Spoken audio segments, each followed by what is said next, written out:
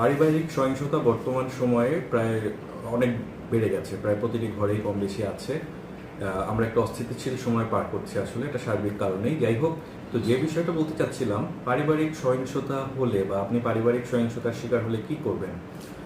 অনেক সময় দেখা যায় যে হাজব্যান্ড ওয়াইফের মধ্যে মনোমালিন্য হয় বা তাদের মধ্যে হচ্ছে গিয়ে মিলমিশটা হয় না, সেক্ষেত্রে তারা আলাদা হয়ে যাওয়ার চিন্তা করেন। কিন্তু অনেক সময় দেখা যায় যে হাজব্যান্ড ওয়াইফের মধ্যে এমন অবস্থা তৈরি হয় যেটাতে হচ্ছে গিয়ে আসলে যেটাকে নির্যাতন বলা যায় না, যেটা হচ্ছে শারীরিক আঘাত হয় না, কিন্তু হচ্ছে গিয়ে কথার মাধ্যমে টর্চার করা হয়, কিংবা হচ্ছে গিয়ে শ্বশুরবাড়ির কেউ কথার মাধ্যমে টর্চার করছে, বা মানসিক, যেটাকে আমরা বলে থাকি যে মানসিকভাবে তাকে নির্যাতন করা হচ্ছে।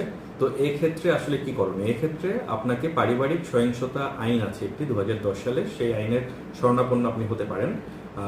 2010 সালের সরকার পারিবারিক সহিংসতা আইনটি মূলত এই ক্ষেত্রে প্রয়োগের জন্যই মূলত এই আইনটি সরকার ইমপ্লিমেন্ট করেছে।